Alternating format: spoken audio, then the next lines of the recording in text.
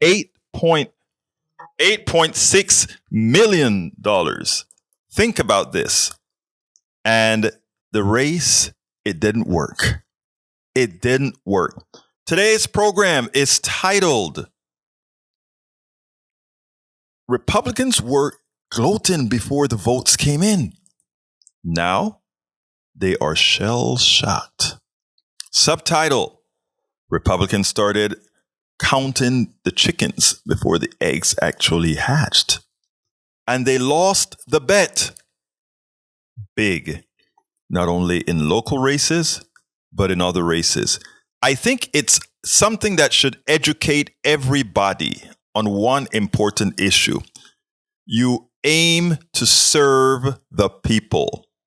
You do not aim to serve a corporation. Folks, this is Politics Done Right on KPFT. This is KPFT 90.1 FM Houston.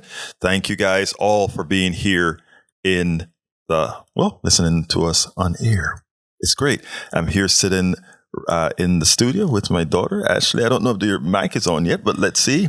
Good afternoon. Well, I don't think it's on yet, but that's all right. We'll get it on. Go. How about now? It's on now. All right. We're having good fun. Good afternoon, everyone. And I want to say good afternoon as well to Stuart. Stuart is masterfully running a 2-person studio all by his lonesome. How are you doing this morning? All by myself. Oh, and he has a voice too. I love that. Nah, it's all good, Egberto. Good afternoon. Good afternoon, man. We are going to have a call in later, folks, from Daniel Cohen. He's the president of Indivisible Houston. We're going to talk about elections, but you can start calling us right now. 713-526-5738. Press 2 because, Stuart knows that I have a short span. So what he does is he writes it down. Egberto, don't forget, type 2, 713-526-5738. And press the number 2. Anyhow, we're going to have a great show. So what happened yesterday? Let me tell you. I don't know if you guys followed the show that we had last night. Last night we had a sort of a show for the election, and we had 4 people here discussing the issues, etc. We didn't really know how it turned out. Well, we got a call from Akua, who was on the panel. She was outside on the panel, and she started reading out some of the exit polls. And in reading the exit polls, it was clear to me, based not on knowing actual numbers, but based on what the people were saying, that this was not going to be some kind of a red wave. How did I know that?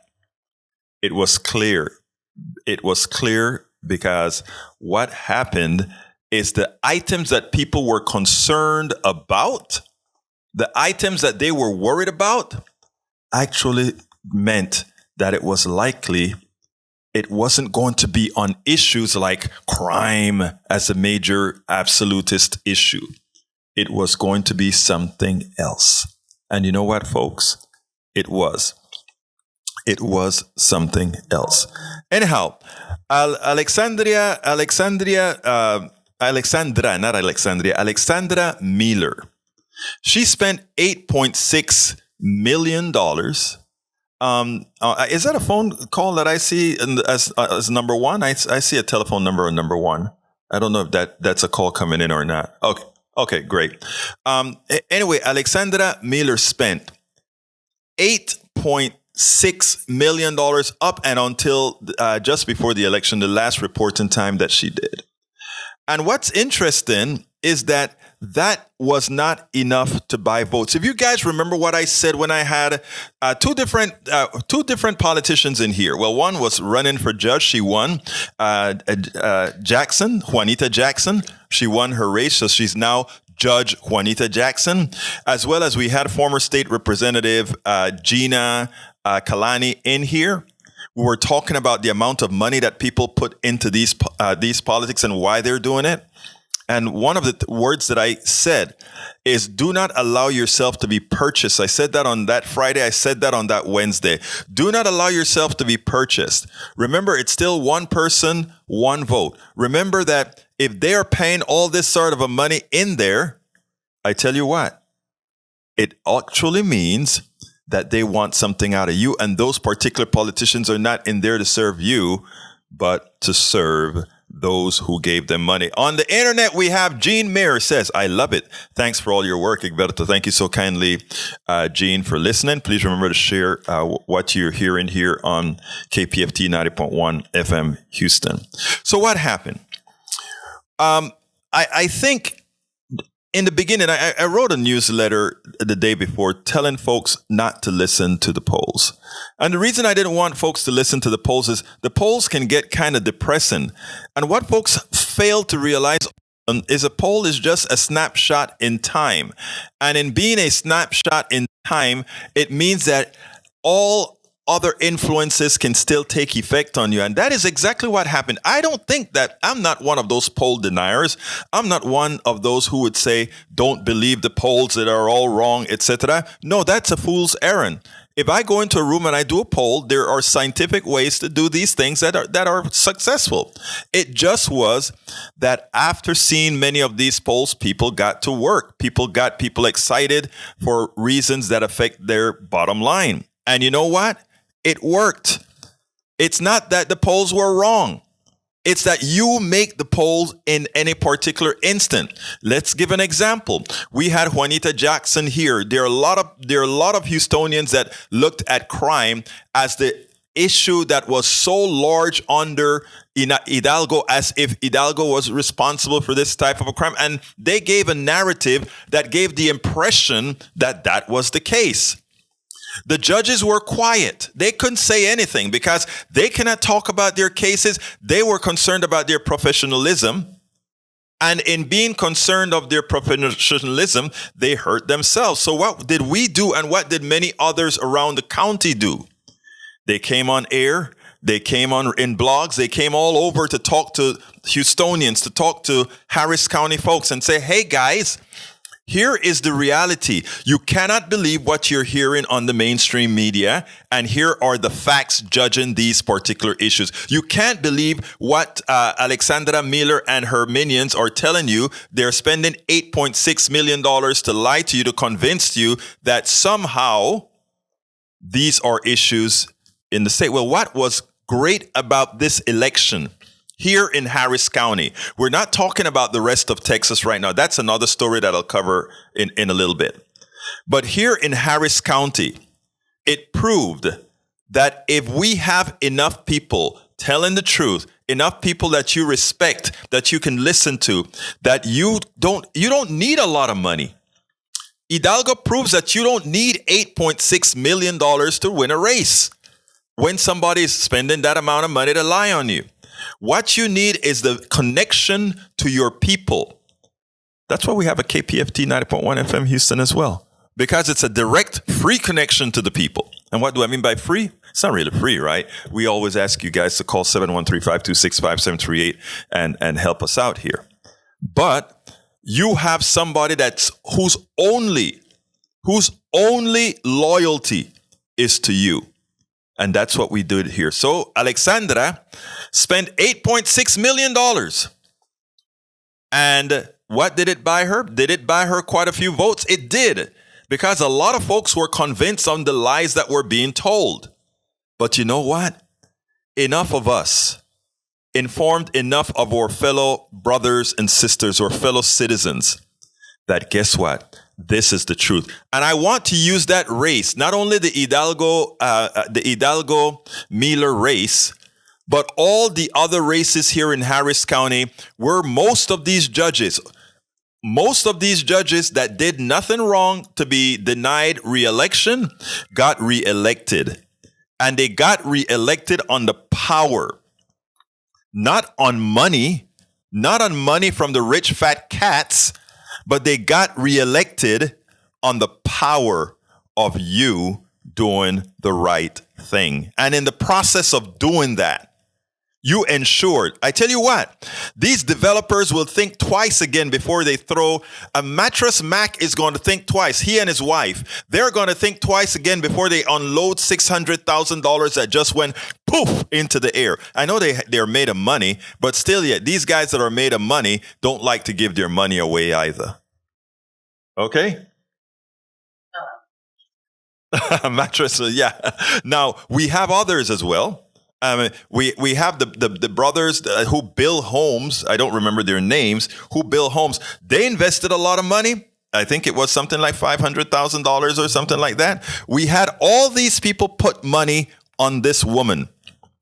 They were gonna own her, and they didn't. Hidalgo pulled it out. Well, I should say Hidalgo and Posse pulled it out, because Hidalgo could not have done that on her own. Hidalgo had to have all of you, first of all, but all of those who were out there making sure that the maligning that they did on her was unsuccessful. You know, this isn't about party or anything of that sort. It's about, when are we going to bring back dignity into elections? When are we going to bring back dignity into politics? It is okay to have disagreements with people. It is outright horrendous to lie. And that went for the judges as well. No judge who went out there, any judge who went out there and lied about the bail bonds issue, when we know that judges have little control out of what the law had to say. Any judge that was attempting to be elected and lied with those ads, they disqualified themselves from being a judge. Did you want to say something? I did, because as I'm listening to you, I'm also like perusing Twitter. And I saw Lena Hidalgo's tweet, yes, which is really awesome. And what did she say? Oh, Lena Hidalgo said, yesterday, the people of Harris County chose optimism over fear and people over politics. I want to thank each and every voter who showed up to make their voice heard this election. I also want to thank Ms. Mueller for a hard-fought campaign and her military service. Onward. That's what she said to her victory. But under it, because everyone loves just hopping on a popular tweet, one of them said about the red wave, and I'm speaking nationally now. Right. The local elections went mostly essentially how it was expected them to go. But in the national space, I think there were two quotes or two tweets in particular that caught my eye. One of them said, there would have been a red wave had Gen Z people not showed up. That is absolutely true. And then I can't pick out the quote just yet, but one of them said, and I want to read the quote, so just give me a second. Now, yeah, I'm so sorry. That's okay. While you do that, while you search for that quote, I'll continue with the narrative. So, I want to give a big applause to Gen Z. You guys have brought your own. You even got your own person elected in Florida. I can't recall his name. Actually, he follows me on Twitter. It's Maxwell. Maxwell, yeah, he follows me on Twitter, so I mean, he won his election in Florida. First Gen Z person, he's going to be the youngest person in Congress starting in January. And that is for me one of the greatest joys in seeing that the next generation, actually 2 generations beyond me, actually getting up and it's a generation below me. It's a generation below you. I'm no longer part of the You're kid. no longer part of the kid generation. But what's the quote? So the quote is, now, if it wasn't for Gen Z, there would have been a red wave. Additionally, the polling shows that, this is a Gen Z person speaking, right. The polling shows that our generation voted for Democrats more than any other group. We are the reason democracy will stand. We have a seat at the table, and it's time to start listening. And that hit me only because, speaking of Maxwell in Florida, how he won the Democratic ticket, he's 25. He's younger than I am, But one of the things he tweeted was he wanted to run because he didn't want to be shot at school. Mm-hmm. And with that, that resonated with me because in the university, I went to UT. So I went to UT Austin. We had a shooter on our campus. I will never forget that day, the sound of the sirens, the SWAT team barreling down the drag. I know what it felt like to be terrified when a guy he was an AK-47 he didn't use AR-15. AK-47 came into campus. It wasn't a threat. He took the bus. Right. He took the bus to our university. With an AR-15? With an AK-47. AK-47, with an AK-47, and that I can give you like specifics and details about that. And Go ahead and read that first. It says, don't wait. No, please call. Oh, please call 713-526-5738 and please press number 2. Again, the number is 713-526-5738 and press number 2. Please call, guys. We would love to have you in the conversation. Absolutely. We want to talk about this election, and we want to make sure that folks get a good feel. Sophia Williams says people are tired of being lied to and talked at. You're absolutely right, Sophia. Thank you for checking into us over the internet.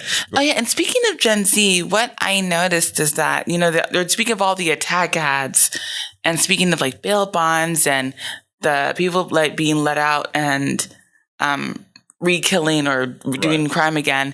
What I did notice is that they seem to be hitting a certain age demographic. Right. And so what I feel is that, and I hate to say it, but the older generations tend to have a more labile emotion towards voting than the younger generations. I feel like the older generations are more susceptible to that kind of rhetoric, whereas Gen Z, this is anecdotal, in my anecdotal evidence, tend to use experiences and well, the Gen Z folks, in my opinion, you guys are just out there. I mean, I'm a millennial. Okay, well, you're a millennial, but Gen Zs are just out there. And let me tell you, because Daniel, and I'm surprised Daniel hasn't called in yet. But Daniel, who always who talks about these issues, he does say that the Gen Zs are they don't take much. In other words, millennials have a tendency to let things slide. They will not participate. They'll just not participate or do things, but he said that it's a burnout. Yeah, but Gen Zs, they take no crap. Mm-mm. They just go out there and get things done. And in dealing with young people in all my activism, I tend to agree with that. But, so I really tend to agree with that. Anyhow, folks, 713-526-5738. The number is 713-526-5738. Look, we need you to call. We have all lines are available right now. So don't forget, give us a call. Want to talk to you about the election. Ashley, and the reason I brought this up is when they called it for Fetterman yesterday, that had a special meaning to you. And when you woke up this morning, because I don't think you knew that they called it last night. I didn't know until this morning. And I told you this morning that why was that special? It was special because it felt validating that yes, people can see something in someone who may not operate in the world as they do. Again, he is a stroke survivor. And in that, he had essentially some of the cards stacked against him. But with that, they saw the foundation, the crux of his spirit. They saw that he had a fighting spirit. They saw that he was really for the people and that he wasn't essentially groomed to be a politician. In other words, like Dr. Oz has been on TV for years. So he has more of a pedigree. A pedigree. Is presenting him as a physician. I'm not sure, but as a TV host and personality, he seems to have that kind of air, and I think that came across when the election of Pennsylvania happened, and seeing Fetterman's fighting spirit and seeing how much he wanted to stand up for his people. He seemed genuine. Like, I don't live in Pennsylvania. I didn't see any of the other ads, if he had an attack ad or whatnot. But he did, in the snips and the shots that I saw and the tweets and looking him up, even on TikTok, he seemed truly genuine. And there's one thing to be charismatic. But being genuine, you usually can't fake. Usually, some people can fake it, but usually you can't fake that. Right. And he came across as genuine and authentic and honorable. Well, also, given that he had the stroke, and I think one of the things that Oz did, or not that Oz did with him was, as you mentioned in a couple of sessions back, it was condescending the way that he was addressed, and that's that seemed like a problem. It seemed like an issue because it felt like he was essentially kicking someone when they were already down. It's something akin to humble bragging, where he clearly isn't, quote unquote, above him in that he is an able-bodied person who hasn't gone through that kind of brain trauma. So, and he also went to medical school, a prestigious, right? He has all this prestige, not only with medical school, but with also, or residency, whatever. But also in that he's been on TV. He's an entertainer. So it seemed like he was humbly, and not in the real definition of the word, but he was humbly essentially gloating how much better he is in his able-bodiedness and his straightforwardness through his career. And it felt like he was kind of using that over Fetterman, who Fetterman has legit been through something traumatic in his life, overcame it, and is still fighting for not only himself, but for others. Right. Anyhow, folks, 713-526-5738. Bronx, New York says, our fellow Hispanics let us down again, voting for a Republican Party that has no plans to help any minorities and no good policies. Let me tell you something. I was very concerned initially of some of the voting that I saw. Nolan Dearborn says, good morning from sunny California, Uncle. Hey, Nolan, how are you doing? Great to see you here. Hey, Nolan. Listening into the program as well. I think you're watching it over YouTube. Great. We are all over the place. All right, let's go ahead and get Daniel in. Daniel, come on in, sir. Hello, how are you, Alberto? Great, folks. Let me introduce you. Daniel is the president of Indivisible Houston, and he covers a lot of the local elections and much more. Daniel, give me your breakdown, your thoughts. Let's start with Harris County. What are your thoughts on Harris County? I think Harris County look, the Republican Party put together, they came very, very hard for different seats. And I'm going to give you, I'll talk about a little bit of some of the areas where they actually broke through to start.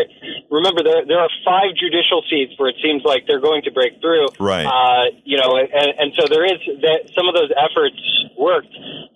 But where they tried hardest of all of their different efforts was at the county judge level. Right. Alex Beetler spent millions upon millions of dollars that was handed to her by everyone from local developers, like Weekly Homes, $5 million put into her back pocket, huge money spent by dark money PACs that have popped up overnight, and West Texas billionaires who believe in a dominionist version of Christianity that is essentially a fascist ideology. And they all tucked money into her pocket. Not to mention everyone from Ted Cruz to all of the local Republicans and everybody else putting their thumb on the scale, and they still couldn't do it. Not sure Ted Cruz helped her out, as we all saw at the Astros parade. He's not the most popular guy in town. That can't fly. But one way or another, at the end of the day, that was not enough.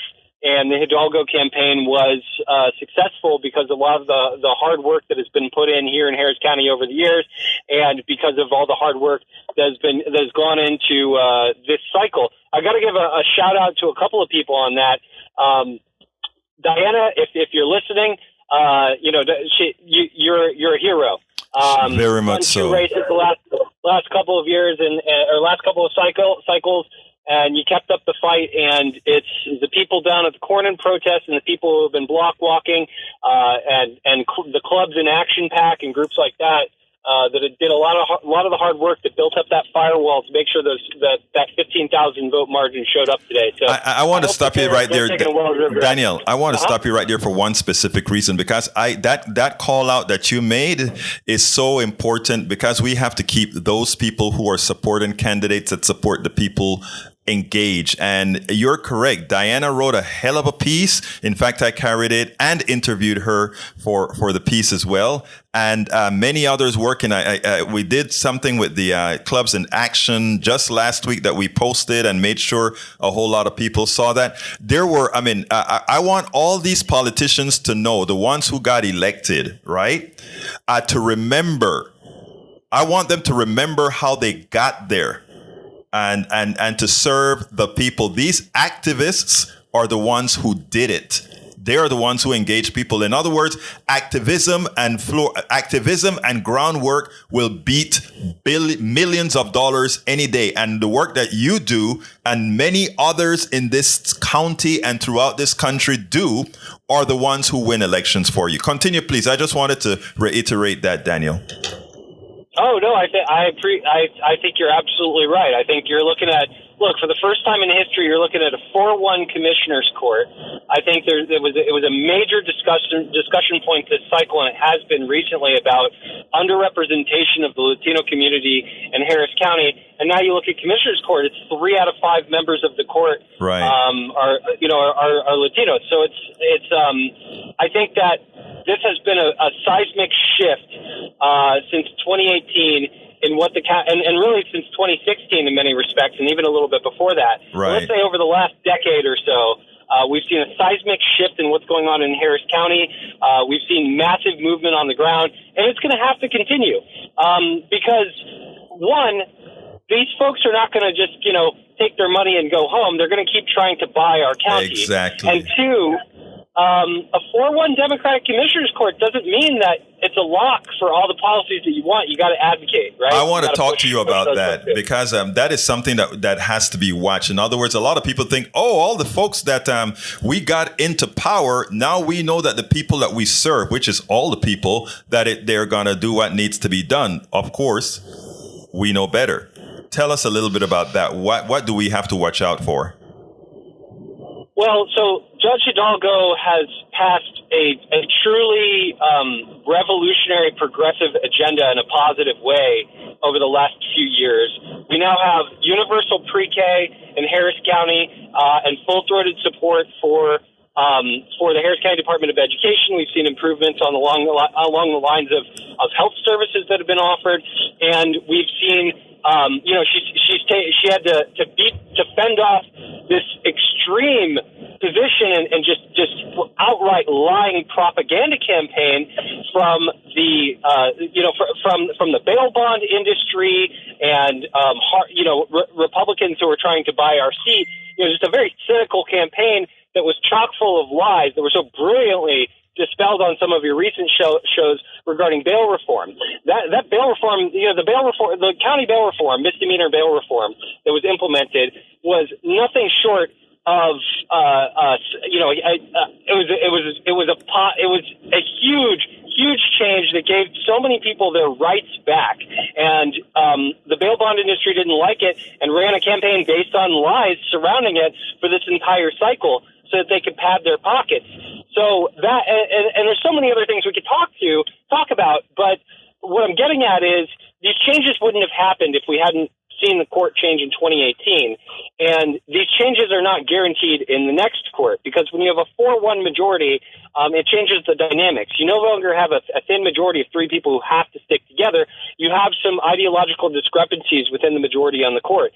So we might even argue that you need people even more so now to call their commissioners, to call the county judge, to show up to commissioners court, to advocate, write editorials, drop letters to the editor, to protest, to do whatever it is, and whatever it is that it takes to make sure that we see the fruits of all of the labor of activists, that we continue to see the expansion of healthcare programs in Harris County, that we continue to see reform so that we don't have a jail that is an eyesore, a black eye on us, a moral black eye on us as a county that's nationally and sometimes even internationally pointed to as an enormous problem. That's going to take advocacy, because if we don't advocate, people will settle back into their roles and vendors will begin to knock at the door again. The judge has turned down vendor money, that's for sure. But what about the rest of the commissioners? I mean, there's a lot more work that needs to be done to make sure to hold these people accountable to what they said on their website, but also to move them from the positions that they have that are not aligned with the people who did all that work to make sure that they got into office. So, yeah, in a lot of ways, I mean, the work, I won't say the work starts now because it started before, but it sure needs to continue. I am glad you said that the work starts now. It's an important thing that you just said there. We have to hold all of them accountable, because when, folks might look and say, we have a 4-1 court that somehow is more progressive and will do more progressive things. At the same time, we have to watch absolutely all of them to ensure that that is exactly what happens, and knowing that the activists who put them, the activists who actually got them there will continue to have watchful eyes are important. And I think what you're saying there is so I mean, what you said there with respect to, we don't know that they're going to follow what they claim they're going to follow on their websites, etc., is extremely important, Daniel. Now, let's go ahead and expand a little bit further now. Let's go to the state. We're talking to the county level. Now, let's look at the state. Talk to me about what was Beto's problem, what was Collier's problem, what was Garcia's problem. Well, look. Let me just preface this by saying we need some time here, to really figure out what happened and because even if we had all the data in front of us immediately, we'd still need to take the time to read it, and then you need time to think on it and meditate and digest. And you got to look at that in context of anything that happens over the next few months, because the story can change, right? What people felt yesterday might be different in a month or two. So I just want to preface it with that, because I see a lot of pundits out there that I think there's a whole cottage industry dedicated to folks they have to speak more confidently than they actually have any right to be. And I don't want to fall into that. So the morning after election, I always try to temper that a little bit. But what I will say is a couple of things that I think these are clear. Mm-hmm. One is people should look, maybe your ideology is a little different than Beto, whatever it is. But if you wanted to see pushback against a far-right extremist, election-denying, anti-democratic Republican push in the state of Texas, then you owe Beto a thank you. Right. Because he barnstormed the valley, he barnstormed the cities, and he definitely added to the margins in large counties, and he definitely added to the margins in the valley, where there were 3 seats that were up for grabs. I mean, I've talked to you before about it. I'm not shy about it. I don't really think very much of Henry Cuellar, but nevertheless, if you had any interest in how some of these races turned out, you owe it a little bit. I mean, you got to owe the credit. You got to give it to Beto O'Rourke that he went down there and did that. He fought an uphill fight. We're a state that we've very commonly said that Texas is a non-voting state, not a red state. I do think that we need to calibrate our statement on that a little bit, to be a little bit more nuanced, because it seems to give people the impression that if we just brought people out, that we would flip it. But every vote is a persuasion vote. Exactly. My friend Nisha says that we need to be persuading people all the time. We shouldn't assume how people vote one way or another, but we should give them the benefit of the doubt that if we get to have a conversation about their values, about what they think, about what the truth is, then we'll be able to persuade them. But we have to persuade them. We have to have that conversation, and we have to inform them. Let me tell you, Daniel, I respect everything that Beto O'Rourke did, and I am not one of those that are going to be there hidden Beto or hidden Collier or hidden Garcia or any. I am very happy that these guys went out there and opened up 254 counties in Texas. They may not have been successful in winning themselves, but they sure as hell opened the door for a lot. I spoke to some folks in Cleveland and other places Cleveland, Texas, where just him going out there and making folks know I am there. Now, there are other things that need to be done, and it's not for Beto to do it, but it's for the grassroots to do it. All those rural areas that won't get their hospitals back because Greg Abbott is not going to sign on to the Medicaid expansion to the Affordable Care Act. We needed to have a grassroots culture in those areas, letting folks know that your hospital closed because they refused to accept the money. We needed to do that grassroots work, and it's a learning experience, and we'll do it. And on the internet, I want to welcome Dilbert Doe and Hijack Sarafani, as well as Bronx, New York, Nolan Dearborn, Sophia Williams, Joan Mara. Thank you for watching us here on the internet. But Daniel, give me a closer. I need to go to Baba Chakwe. Yeah, sure. I mean, everybody keep up the fight. If you don't know how, you can always reach out to Indivisible Houston. That's indivisible, like one nation, indivisible Houston, like this wonderful city that we live in, .org, indivisiblehouston.org. And let's get in touch. Remember to keep pushing. Remember to keep fighting for sure. And change is here. We talked about it after 2020. We're not, these fascists are not going to take the country. They're not taking the county. But we've got to materialize that. We've got to make that happen. But I'm going to be danged if that's going to happen. And I think there are a lot of people out there who believe that too. And if you're one of those people, I mean, it doesn't matter how long you've been engaged in politics or if you know what it's like or what's going on in it, there is something that you can do. So I would just say everybody keep pushing, but continue to, and if you haven't been engaged before, there's still room for you. Welcome to democracy. I appreciate you. And thanks for being a member of the Free and Independent Press, Egberto. Thank you so kindly, Daniel. And you keep up the great work. You're respected out here, brother. All right? Thank you, brother. Talk Take to you care. soon. All right, let's go to Baba. Baba, come on in. Hey, good morning, Egberto, my brother. How are you doing, my brother? Talk to me. I'm better. Listen, I'm sure that you, with what I detect and discern with the expanse of the political knowledge you have, as well as the experience you've had, have had this question asked of you. But I will say, as a septuagenarian approaching 70, I've never heard this question asked, and obviously, since I haven't heard it asked, obviously there's been no answer. And that is this right here.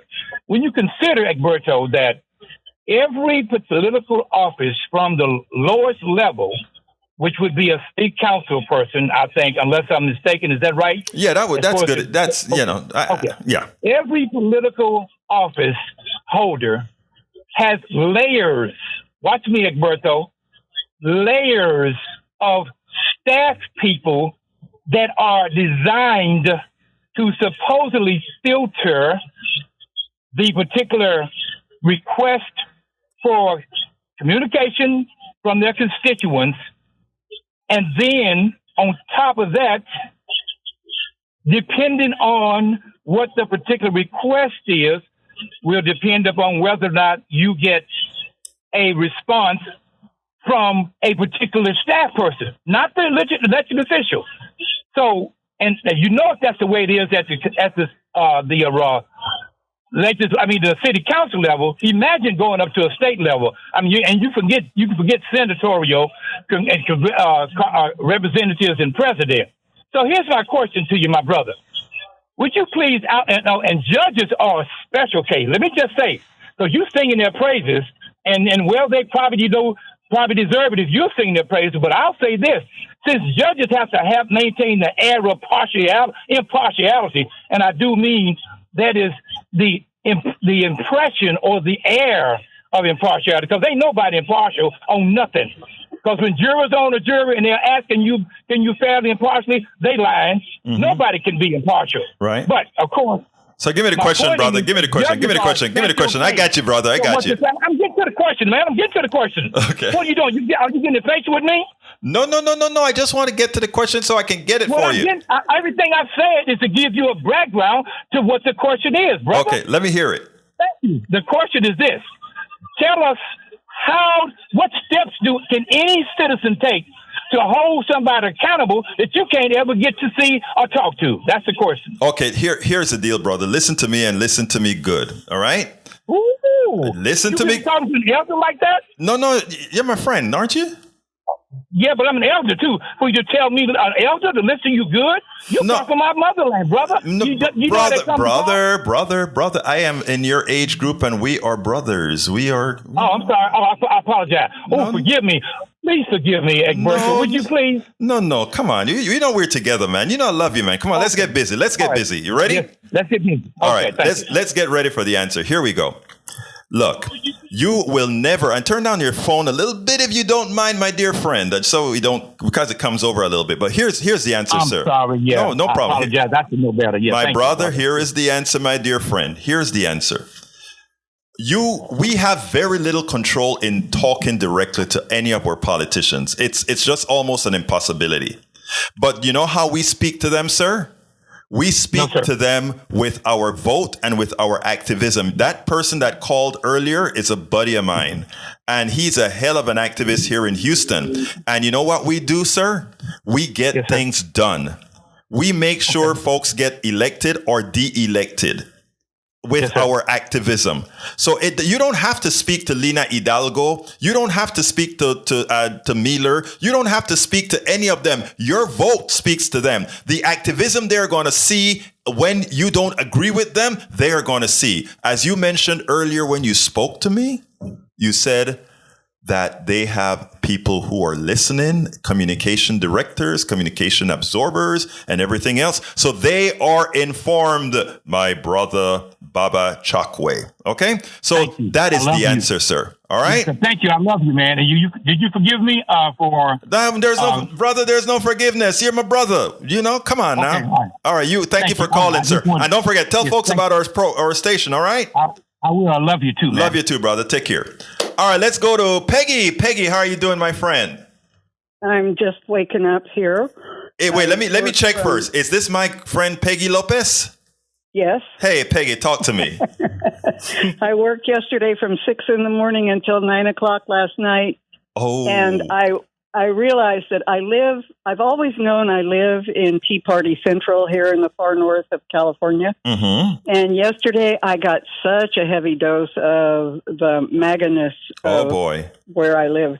It was interesting. I got to agree with them when I agreed with them. I don't think any of them know what my politics are. Mm-hmm. I didn't know any of them. I was in a precinct that I don't live in, mm-hmm. and it was a great, wonderful, interesting day, but it left me exhausted. But you had good conversation, didn't you?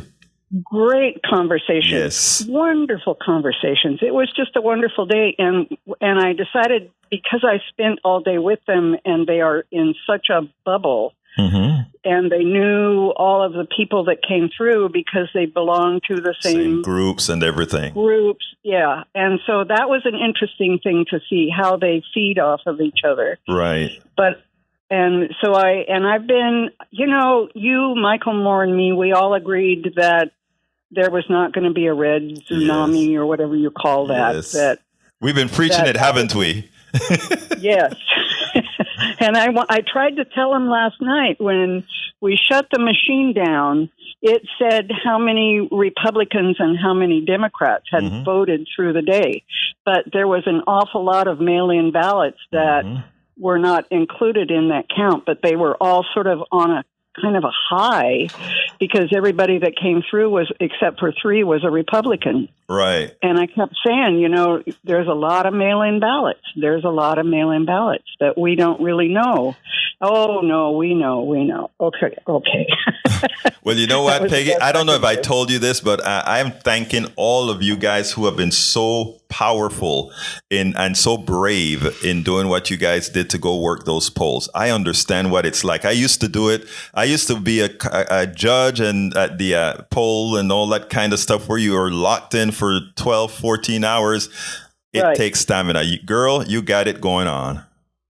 And I'm hoping that when I'm 82 and I get another opportunity to do it, that I will go do it again. Well, I mean, I had a wonderful time. I used to walk the streets, mm-hmm. but because I'm crippled up, I'm a retired truck driver. And the last day I drove, I had a gun put to my head and I had a truckload of stuff fall on me.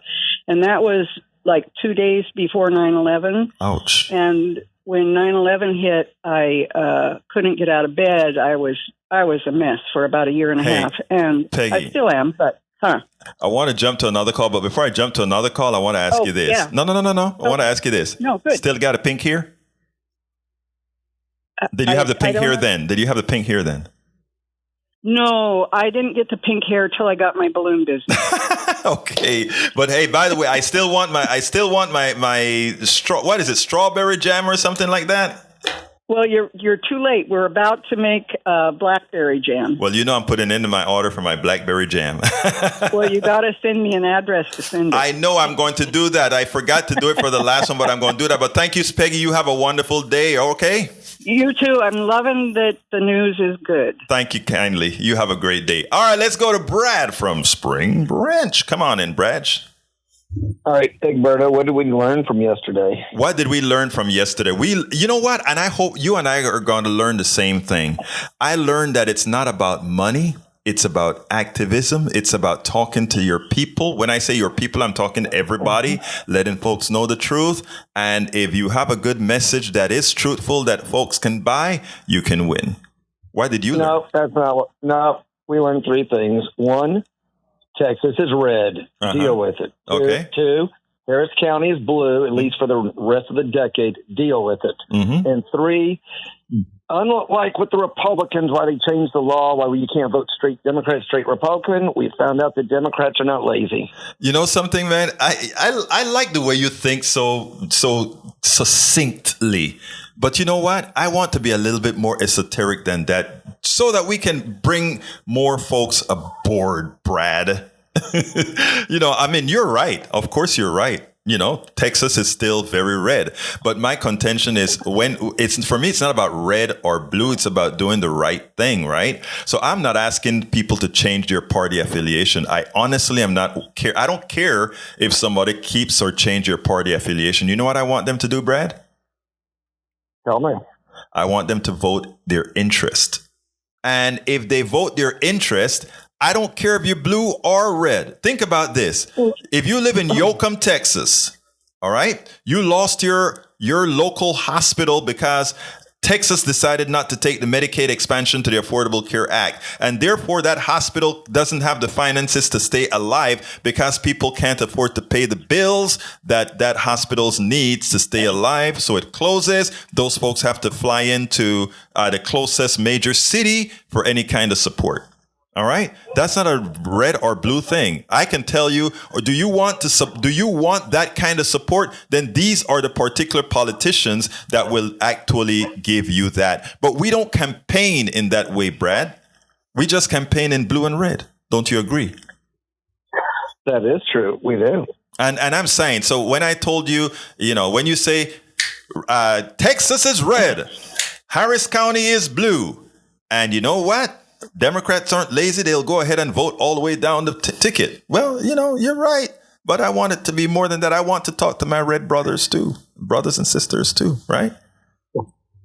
Right. Come on. All right, Big Berto. You agree? Well, yeah, I agree. But you have to also understand there's a lot of people don't make it a priority because, that they work 40 hours a week. Yes, you're right. Families, they're tired and they got other priorities. Brad, you're right. Again, you're right. I'm not going to argue that. You're right.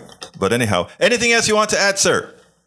No, just have a good day. You have a wonderful day, Brad, and keep on listening and tell folks about us. Anyhow, folks, we have a few more minutes. 713-526-5738. Again, that number is 713-526-5738. Your thoughts on the election? I still have a few more things that I want to add, but of course, you have priority. 713-526-5738. Currently, the Senate has not been decided, but it seems like Arizona's he's going to bring it in for Kelly.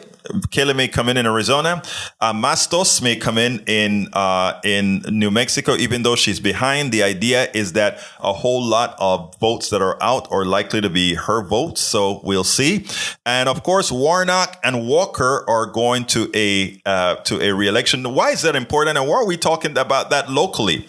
The makeup of the Senate is going to be very important for the judges. If you notice, under Brother Trump, we got judges that are a clear and present danger to America.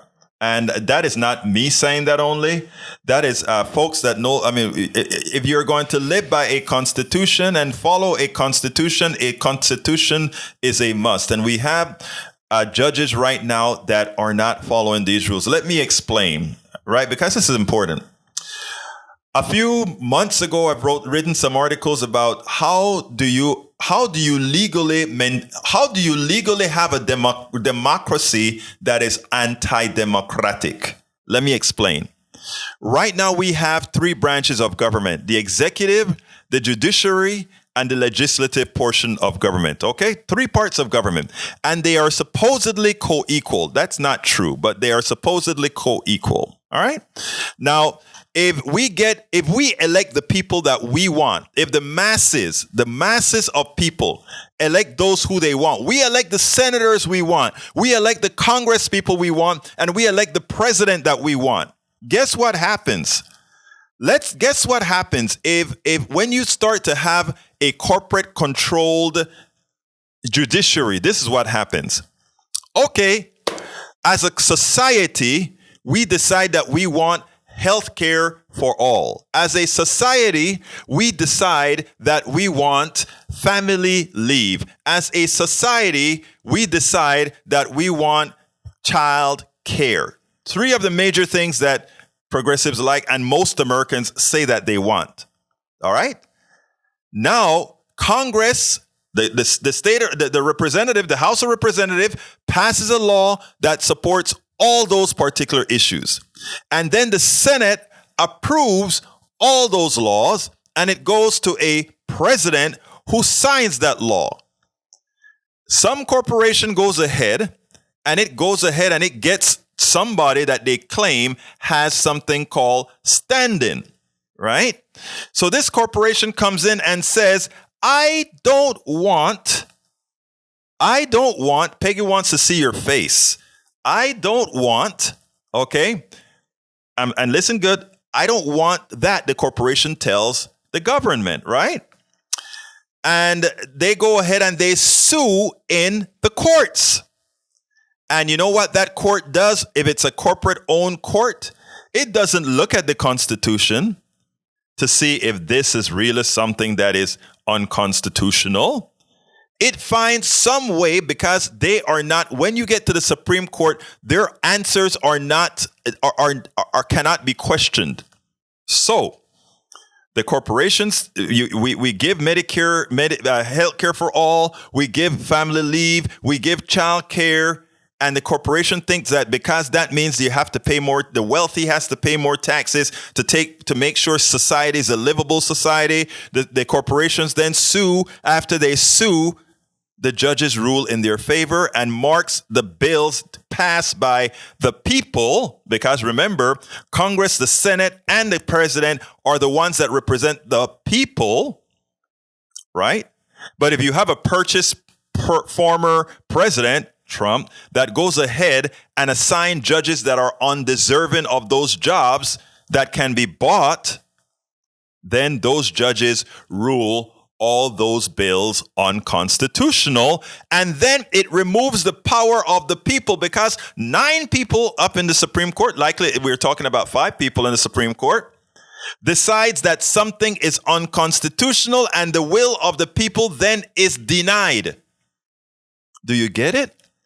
Do you get what minority rules look like? Do you get why Mitch McConnell only cared about making sure he dissolved all kinds of rules to make sure and not approve of President Obama's Supreme Court justice, but he waited and waited and waited and approved all of Trump's, including right before the election? Do you wonder why? These are the things that we don't speak about. These are the things we don't know about because, again, we don't learn civics in school anymore. We don't learn what it is to be a responsible citizen anymore. We don't learn all these things that we should be learning, but we don't anymore. And henceforth, what we get is the ability for minority rule, because we use the entire Constitution against ourselves. It is something that very few people take a look at. You know, a lot of politicians, they're no longer necessarily looking for the majority anymore. Because once you have instituted minority rule, I mean, the country was founded on minority rule. 50 states, each has 2 senators. California has 40 million people. One of the one of these other small states have less than 1 million people, and they all get 2 senators. That means that means that the people's voice in California is worth that much less than the people's voice in North Dakota or South Dakota. Okay? These are things that we have to fix. These are things that we have to create with our vote, with our activism, with everything else. These are things that's a must. These are things that we here at Politics Done Right at KPFT. Why do we talk about these issues? We talk about these issues because it is essential, it is fundamental that we get it. That we get it. So that they can't snow you with an ad on TV. So that they can't show you something on TV and have you say, oh, okay, Is that the way things really work? No.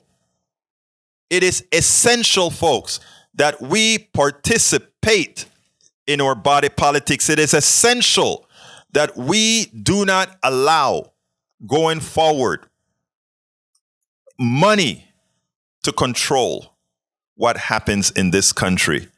It is still at a point that we can make that change. It is still at the point, and you know what this election proved right here in Houston with Lina Hidalgo and Alexandra Miller? That $8.6 million is not enough to defeat the truth.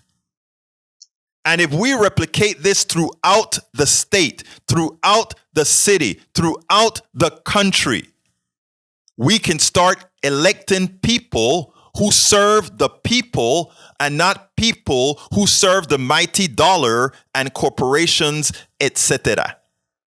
So, folks, I want to first congratulate Houston and Harris County for doing the right thing, for learning, for mitigation, for ensuring that ultimately we didn't allow ourselves to be bought.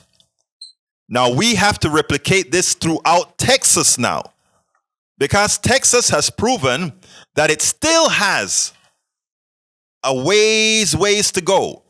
When you have people who vote for people who took their hospitals away, when we have people who vote for people who took their roads away, who took their health away, when we have that, it means there's that much more work to be done. And politics done right here at KPFT, I guarantee you it's one of the pieces of the puzzle that we will tackle, along with all the other activists, not only here in Harris County, but throughout the entire country. Remember, folks, it is essential. It is essential for us to participate. It is essential for us to integrate. It is essential for us to love thy neighbor, including those that you call my right-wing folk. They're my brothers and my sisters, just like my left-wing folk. Because we have to let everyone understand that we are in the same boat. And it's just a few that's trying to create a division between us, among us, that's going to make the difference. So, folks, don't you forget, remember KPFT 90.1 FM Houston. Tell your folks about it. Tell everybody about it, because we are making a difference in this community. This is your station. We want your support. So don't forget to go to kpft.org and make sure that we remain funded as well, folks. That is what it's going to take. That is what it's all about. Please be a part. My name is Egberto Willies. This is Politics Done Right. And you guys know how I end this baby. I am what? Out! We spend a lot of time deconstructing the news, trying to parse it into a form that everybody can understand. We try to find those little nitpicks where it flies above the fray, etc. If you really like these videos that we do, I want to ask a big favor. Please go ahead. Number 1, subscribe to our channel. And number 2, please join if you can. Thank you so kindly for watching. Keep watching. Please remember to share. We must populate the entire internet with our progressive message, a message that we know is what most Americans say that they want. So help us, please join.